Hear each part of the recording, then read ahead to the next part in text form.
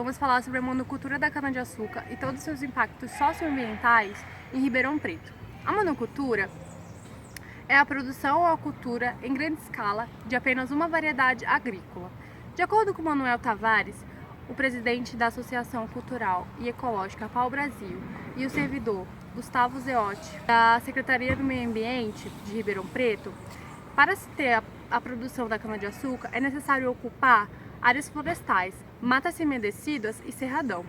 A monocultura também utiliza agrotóxicos que poluem lençóis freáticos, mananciais, como por exemplo em Ribeirão Preto, o aquífero Guarani, rios, córregos e ecossistemas aquáticos. Na nossa cidade também ocorrem queimadas para facilitar o corte da cana. A Unesp de Jaboticabal comprovou a liberação de monóxido e dióxido de carbono, afetando a saúde de seres vivos, inclusive a nossa. A queimada também afeta áreas protegidas e animais silvestres. Na monocultura da cana-de-açúcar, acontece trabalho em regime similar à escravidão. Os cortadores de cana chegam a morrer de exaustão, pois o critério de pagamento é a produtividade. Vale ressaltar que a monocultura da cana-de-açúcar é impulsionada pelo consumo de etanol e açúcar. Agora vamos focar no açúcar e nas formas de lidar com essa problemática enquanto indivíduo, tanto em termos ambientais quanto em relação à saúde. Estamos na Slow Chácara, em Batatais, e eu vou entrevistar o Fulvio Hermano, integrante do Slow Food Brasil e membro do GT do Slow Food Brasil Educação. O que é o Slow Food e quais os princípios do movimento? Um movimento que nasceu na contramão do fast food, que nem a palavra fala. Slow food, em inglês, significa comida lenta, comida devagar. Sim. Na contramão do fast food, comida rápida. Quando a gente se alimenta, o mundo entra dentro da gente. Então, o que estamos comendo é a primeira pergunta. E se você não tem tempo, você não percebe o que está comendo. O Slow Food acredita que você tem que perceber toda vez o que você está colocando dentro de você. Que você começa a perceber isso, a se questionar sobre isso, você começa a se questionar sobre a forma como é produzido esse alimento. Quem produziu, como ele produziu, como a máquina produziu, e como isso, já que está tudo ligado de uma forma sistêmica, como isso se reflete no desenho do território, como a gente lida com nascente, com água, com a fertilidade do solo, com as pessoas do campo que trabalham ainda no campo, quem ainda permanece, resiste no campo.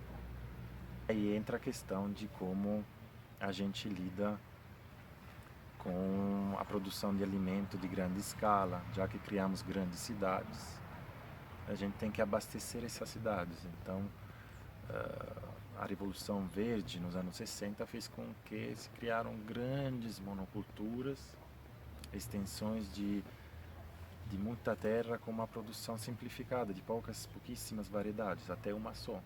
Aqui o Brasil, que é um país de tamanhos continentais, percebemos isso ao nosso redor, que temos a famosa cana-de-açúcar. Como um movimento subverte toda essa cultura da produção do açúcar? O Slow Food é totalmente contrário à agricultura que se tornou convencional, que é uma agricultura simplificada, de monocultura, extremamente mecanizada, que acaba destruindo a biodiversidade, acaba empobrecendo a terra, fertilidade, e deixando para as futuras gerações algo não produtivo, e não produtivo no sentido mais belo, que não tem a ver com o ciclo da vida, tem a ver com o ciclo da morte. Da pobreza, da biodiversidade leva à morte. Aí quando a gente transformou o alimento, nesse caso a cana-de-açúcar, numa commodity, numa mercadoria, quando o alimento se torna mercadoria, com valor e preço monetário, perde toda a essência, que é nutrir os seres e os seres humanos também. Então a gente quer criar com o Slow Food uma reconexão outra vez entre natureza e ser humano, de uma forma bem equilibrada. No lugar da monocultura a gente propõe biodiversidade. Nós entramos na caminhada da agroecologia. Aqui no Brasil temos a agrofloresta, que é um exemplo virtuoso de como a gente pode reconstruir esse processo em harmonia com a natureza. É totalmente na contramão da monocultura. Não tem como lidar com um agronegócio focado em commodities e agroecologia. São dois caminhos que vão um para o lado e um para o outro. Já conheci fazendeiros que queriam fazer uma transição e que ficar paralelo, um caminho paralelo, tirando pesticidas, agrotóxicos, mas eles perceberam que eles tinham que dar vida à própria terra, então eles têm que proporcionar diversidade, então sair de um esquema de mercado convencional, de grandes produções simplificadas e complexificar, diversificar. Quanto mais uma alimentação equilibrada, tanto mais você tem um meio ambiente equilibrado. Isso o Slow Food bate muito. A nossa alimentação se reflete no nosso território. Monoculturas, a gente vê, se a gente quer monoculturas, a gente tem um Brasil de soja, cana-de-açúcar, gado e milho. E o nosso alimento de verdade vem da agricultura familiar. A gente tem que fortalecer a agricultura familiar. Como? Sendo consumidores conscientes, que é outra linha de atuação do Slow Food. Não somos consumidores, mas somos coprodutores. É uma ideia interessante de criar essa comunidade de produtores e consumidores, né? Engajados e responsáveis para o mesmo projeto, que é transformar outra vez o planeta de monoculturas para agroecologia, para biodiversidade. Nós achamos que através do ato de se alimentar, que é um ato cotidiano, nós podemos fazer essa transição novamente. Tudo é fluido, nada está parado. Quando as pessoas falam, mas isso agora não vai mudar mais. Quem disse? Tudo muda. Lógico, não podemos exigir a nossa mudança daqui a 10 anos. Talvez a gente não vai ver essa mudança. Mas daqui a 100 anos, quem dá continuidade nesse processo vai ver.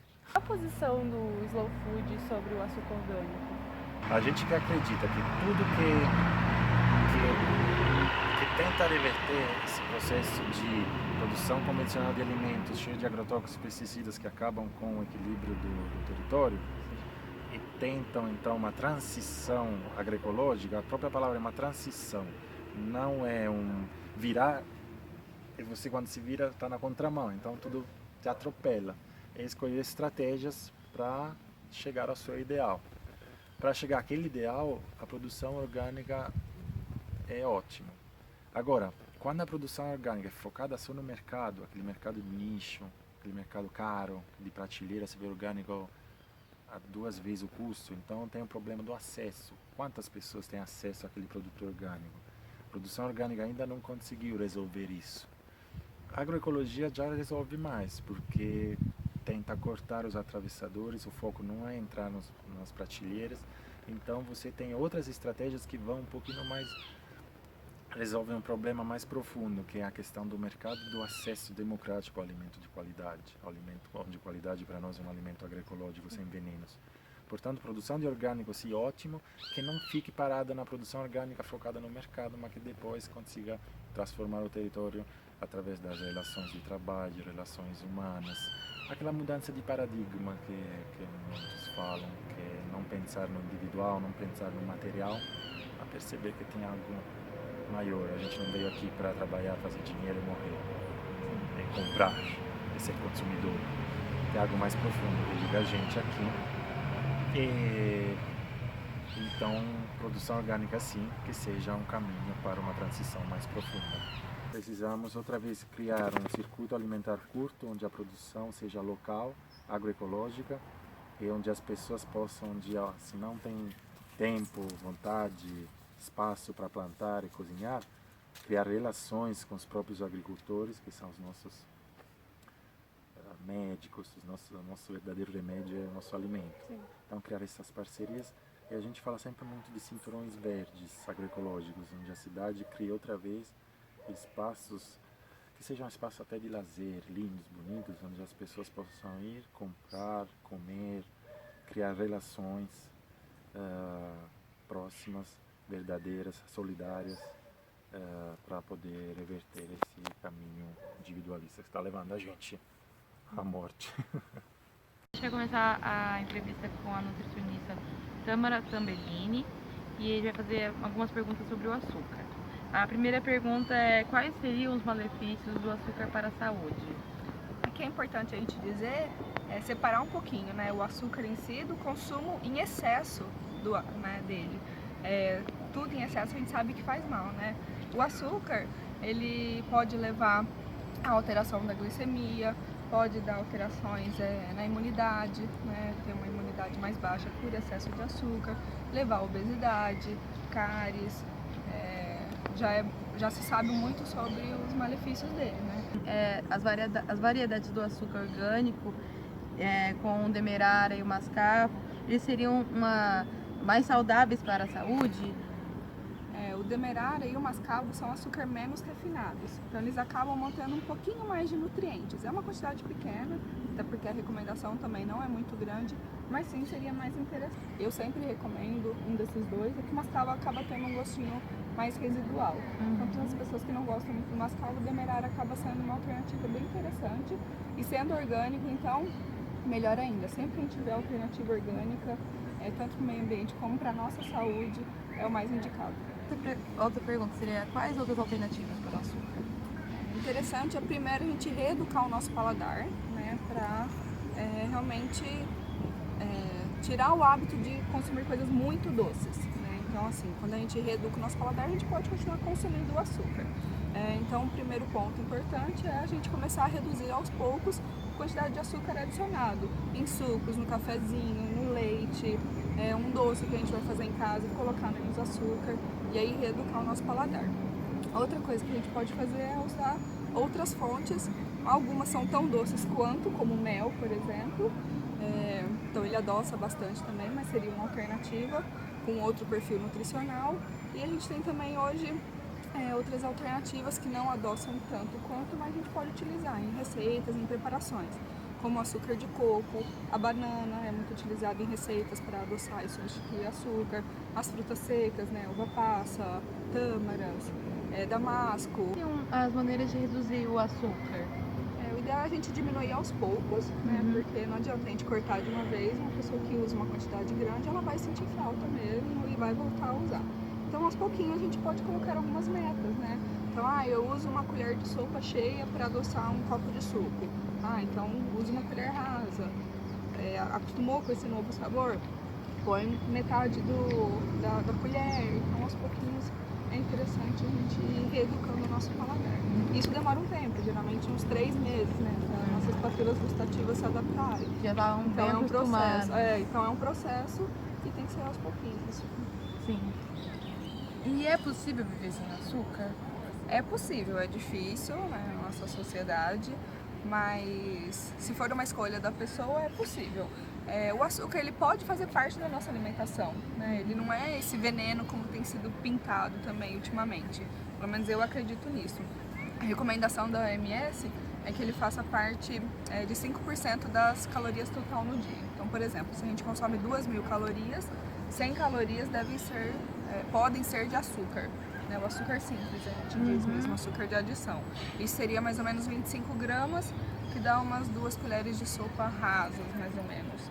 Então, mas se for uma escolha da pessoa, sim, é possível. É um pouco difícil, por conta da grande quantidade de produtos, principalmente os industrializados, que contêm o açúcar.